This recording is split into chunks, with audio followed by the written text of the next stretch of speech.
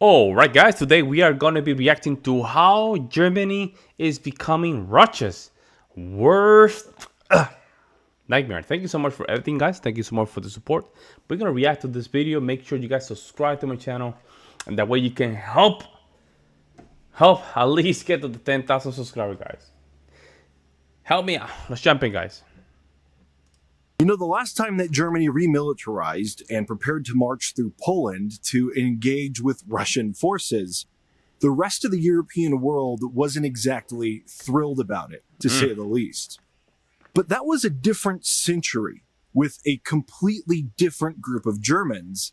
And since then, things have changed, to say the least. All right. Russia's invasion of Ukraine has sparked a series of global developments that 10 years ago most people would have never thought were even possible. And one of those major global developments has been Germany remilitarizing at a level that has not been seen since World War II, where Germany is now going to become, again, one of the world's leading military powers.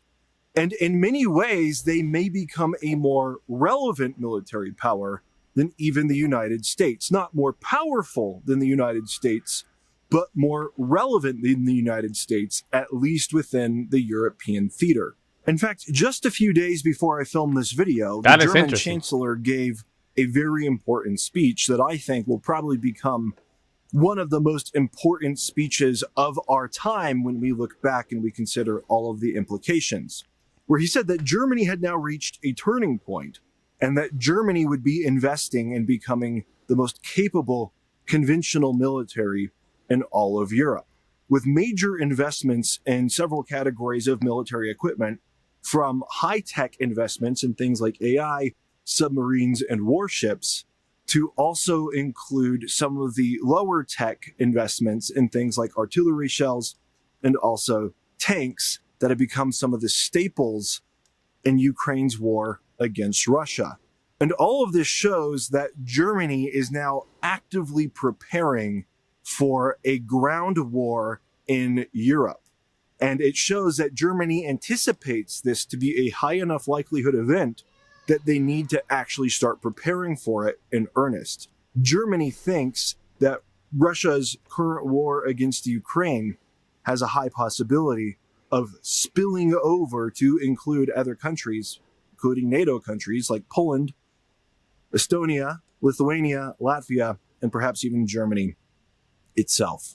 Now, to a lot of people, this move might seem unsurprising or maybe even somewhat insignificant, because for a lot of people, this move is something that they just sort of expect from Germany, because Germany is, of course, Europe's largest country, at least when you include the exclusively European countries other than Russia and Turkey, which have most of their landmass on other continents. And Germany also has the largest economy in all of Europe. And given those two facts, a lot of people who haven't looked at the military status of Germany just assume that Germany would be the most powerful military on the European continent. But actually, that is far from true, and that has not been the case for a very long time. Certainly not since the end of World War II. In fact, one of the reasons that Germany's moves today are so significant is the fact that Germany has actually been extremely hesitant to build a powerful military for several reasons, some obvious, some maybe not so obvious. But here, what is his? How is Germany becoming Russia's worst nightmare? 3 minutes in and 30 seconds, and I haven't really hear anything that suggests that that is going to happen. How is that happening? It seems like, yeah, they're taking things into the consideration. However, it's not like we're going to be the worst nightmare because we're going to have over 2 million soldiers. Like, I haven't, it's all abstract right now. I don't see where this statement is coming from. We look at the numbers. For a long time, Germany has been criticized for not meeting the NATO recommended military spending budget. A lot of countries of around haven't. 2% of GDP. And in the year 2014, when Russia invaded and annexed Crimea from Ukraine, to show how far behind expectations Germany was, at that time they were only spending somewhere around 1.2% of their GDP on their military. Even at the end of 2024, close to 3 years after Russia's full-scale invasion of Ukraine, Germany still had not really begun to remilitarize at a significant level. At that time, their active duty military personnel sat at only around 180,000 people, despite the fact that they were, again, the largest nation in their part of Europe. And when we compare that to other countries that were smaller, like France and Poland, we see that France had, I think, around 204,000 active duty personnel at the same time, and Poland had 216,000, again compared to Germany's 180,000, and that despite the fact that Germany is home to approximately 83 million people, while Poland is only home to approximately 36.5 million people. Now, given these facts, one thing is very clear, which is that despite what Russia will say about NATO and NATO aggression, the reality is that even 3 years into a full-scale war in Europe, NATO has been anything but aggressive. They have been very reluctant to raise military forces and to build military forces for a full-scale type of ground war. And it is very clear that nations like Germany never had any intention of engaging in a war with Russia if they could help it. So that's an important point to make from the forefront. But at the same time, a lot of people have been looking at Germany and saying, what the heck is going on? You should be providing leadership to Europe. What is taking you so long to build up proper military capabilities to help us stand against the Russian threat? Well, we have to call the elephant in the room, right? Of course, what happened in the past, that guilt. I'm not saying it's bad or good. I'm not saying either or. It's just that contribute a lot, right? And they didn't want to militarize again. They just wanted to keep a very simple military where it can be useful if something happened. At some point, of course, Germany has to just militarize again. But for now, they're just focusing on technology. That's what it is. They're just focusing on technology, and rightly so. They're very good at it. Their engineering is very good at it. World War II just literally showed us that that's the case. So I think for now that's not fine. I don't think there's an imminent threat to Germany. I'll be honest with you. Before that even happened, Russia has to go through Russia has to go through Austria, Czechoslovakia, Lithuania, Poland, and a lot of these countries. They want it. They want to go against Russia more than Germany want to go against Russia. These people, they really want it. Especially Poland, they really want it. They want the smoke. Weirdly, right? But they want the smoke. And there are actually a number of reasons that Germany has been so hesitant that I don't think a lot of people give them enough credit for. And there is a reason that Germany has been so reluctant to remilitarize. And that is what makes their move towards remilitarization now such a big deal and such a big step. Today's episode was sponsored by Ground News, which was also a big... that Ground News, there's a whatever... yeah, that's how you get paid. Since Germany has struggled to want to remilitarize, obviously go back to Germany's history with World War II. I jokingly said that the last time that Germany remilitarized and marched through Poland to attack Russia, the world wasn't too happy about that. But that is a very real part of German history. And for a long time, Germany has, of course, been hesitant about any rhetoric within their own country pushing them towards further militarization. Because, of course, in their schools, they are taught about the causes of World War II and what led to this. And they're just very hesitant to build a gigantic military. And when put in those terms, it's really not such a bad thing. In fact, since World War II, Germany has not actually even been allowed to be a major military force based on their treaties with other nations that were involved in World War II, who did not want to see a resurgence of what happened in World War II happen again. And so they put several limitations on Germany, where Germany is not allowed to have nuclear weapons, and Germany is also only allowed to have a military at a maximum size of approximately 370,000. Now, that being said, Germany has still only invested up to approximately half of the level that they are allowed by these treaties to invest up to. And so you do see in Germany this desire to be not militant, but actually the opposite of militant, staying way below the levels that other nations would look at them and would say are permissible or are even desirable. Now, another reason for this attitude, other than World War II, might also come to Germany's unique history in the period that followed World War II, where, unlike most nations after World War II, Germany was split roughly in half between Good West point. Germany. That is a great point. I didn't think about this. So they're still in a reconstruction. I think they probably finished the Reconstruction era, like when they unified the reunification. But I guess they're still, they need, like the United States, right? After our Civil War, we had the restart, the I forgot the word. It's not restoration. The reunification. Oh, man, I forgot the restoration. I think I forgot the name of it. It was post Civil War. That took some time, and it was not until World War One that we saw World War One. No, the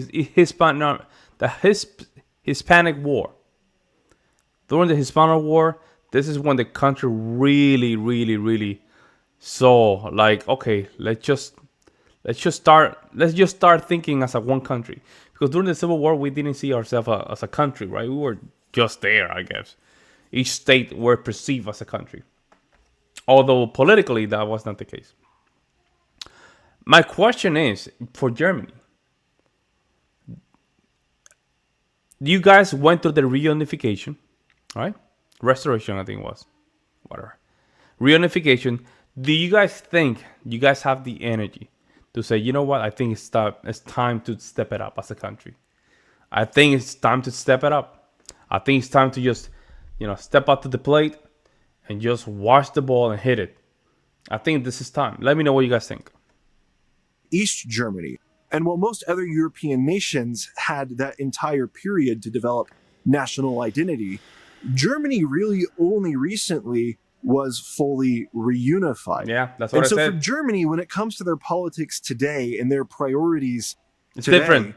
it has been much more important for them in recent decades to establish this unified, wholesome national identity. Correct. And to rebuild itself on the world stage as a good power with a good economy that is a good player within the international community. Correct. And that has been much more important to them than building a military for a war that, honestly, after the collapse of the Soviet Union, most people never really expected to happen again anyways. And when you put it in those terms, even though Germany is often characterized as being either lazy or a freeloader or not taking its responsibility for the defense of Europe seriously enough, we see that the reality is that Germany simply had different priorities. That's crazy. And given how far Germany has come from where they were in World War II and where they were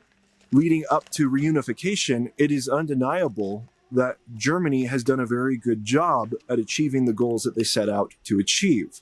Unfortunately, though, the world now finds itself in a space where the war that Europe never expected is indeed happening. And some might argue that that might actually be owing to the fact that Europe never actually expected that war. While Vladimir Putin blames NATO over-militarization for the start of the war in Ukraine, he blames NATO over-aggression for the start of the war in Ukraine, the reality is probably the opposite. The reality is that Vladimir Putin probably looked out across the European landscape and saw a series of nations who didn't expect a war and who didn't want a war, and he thought that they would be easy pickings. And so now that has forced Germany. There's some truth to that. There's some truth to that. So when Biden became the president of the United States and he started, moving forward very weak, I mean, they saw as a great opportunity to just invade Ukraine. It's true. We don't have to. And also, the politics in some of these countries, gave them a reason to just move forward. And we can see it. We can see it. Let's be honest. There's a reason why the European Union hasn't even accepted, or NATO hasn't accepted Ukraine. They haven't. They have not. They have not. Yeah, I understand because accepting NATO or Ukraine in the European Union is just basically declaring a war to the other country. That you don't want that. It's not good, right? But let me know what you guys think. Reluctant position where they are now going to begin a massive remilitarization effort. And there are a couple aspects of this that show you how much the mindset in Germany has switched and how big of a deal this really is. First and foremost, we have to look at Germany's actual military budget numbers, and we have to understand them in context, because in context, they are becoming truly massive and more than sufficient. I mentioned before, Germany had a reputation of underspending on its military and spending approximately 1.2% of its GDP on its military. Now, since the war in Ukraine, that has changed quite significantly. First, immediately, Germany had established a $100 billion extra budgetary fund to help provide for the military as well as support for Ukraine after Russia invaded Ukraine all the way back in 2022.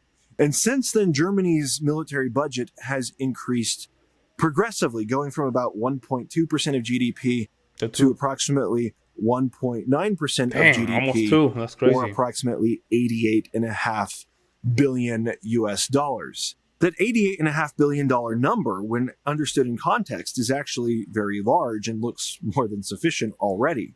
Because when you compare it to Russia's military budget, for example, it's not that big. Russia's budget is approximately $149 billion, which is, of course, much larger, but Russia is involved in a full-scale war. Good point. But not only that, it's just, I mean, the way Russia built their military is not with the same material that the Westerners do so, right? So it's a little bit cheaper, I would say. They still rely on some of the old technology as well. Some of the Soviet armory as well. So we still don't know, right? We still don't know how this is going to play out. Because even in their supermarket, I don't know if you guys have reacted to some or watched some Russian supermarkets. I mean, they have very good food. It costs very cheap compared to what we buy in the Western world. So we have to be careful. Maybe their money runs a little larger, I would say. It's a cheaper budget, right, compared to, for example, United States. But I think travels a little longer. This is me being fair. I'm being fair here. To a more full-time, wartime economy. And they are investing as much resources as they possibly can. Well, Germany is only preparing for a war. And Germany is also just one in a group of allies. They're not expected to share the entire burden of a potential war against Russia, but only their portion of it. And that $88.5 billion that they have now gotten up to is more than sufficient. In fact, it actually makes Germany the fourth largest military power in the world, behind the United States, Russia, and China. And so Germany already is no slouch. But even then, Germany wants to do a lot more. The problem is, and this is where what's happened in recent days becomes so significant. The problem is that Germany has a limit to which they are allowed to spend on their military, or at least they had a limit due to constitutional and legislative concerns, where Germany is extremely fiscally conservative. They do not like to have a large national debt, and they do not like to run a large budget deficit. That could be for a number of reasons. Could be partially owing to that West Germany, East Germany dynamic, where Germany wants to focus on economic recovery and building a successful economy, and also them just being risk averse given all the things that have happened to their country. It could also come a little bit from Weimar Germany and the hyperinflation that happened there. That, of course, in and of itself helped lead to Hitler. That's good point. Good point. And World War II. But whatever the case, Germany has a limit to which they are allowed to run budget deficits. And for a long time, they were only allowed to run a budget deficit of around 1% of GDP for defense spending, which, if you remember, is approximately equivalent to what they were spending on their defense, about 1.2%. So any funds that Germany wanted to put into its military, they had to make cuts in other areas. They couldn't borrow money for it. Now that has changed quite a bit.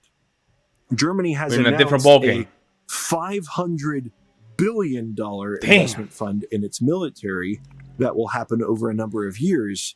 And this $500 billion fund is exempt from these fiscal responsibility rules. So Germany can actually begin running a deficit in order to fund this. Now, Wow. for my viewers in the United States, that might not sound like such a big deal. Here in the For United Germany, it is. States, we're just used to spending hundreds of billions of dollars a year on our military and funding it with borrowed money. But this dynamic in Germany is much more significant than when we do this in the United States. For one major reason. The United States dollar is a reserve currency. Germany does not have a reserve currency. No, they Now, euro. when you have a reserve currency, you can run extremely large deficits and not get into a lot of trouble, at least for a period of time. When you have a reserve currency, it actually allows you to have basically a monetary empire where, because you are dominant, people will continue to lend money to you, even though you owe so much.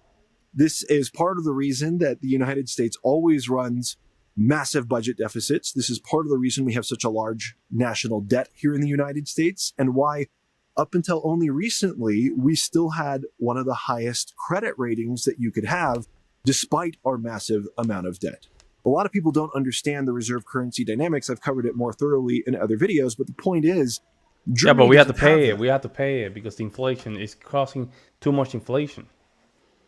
So we're printing too much money, so it's creating too much inflation. Then it makes our dollar less valuable, and then your dollar is not running far away enough.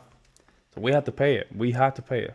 So when Germany starts borrowing money to fund its military, it is a much more significant step than when we in the United States does it. And when Germany begins to move away from its traditionally fiscally conservative stance to do this, it shows you that Germany fully understands the threat that the world faces, and they fully understand that that threat is real.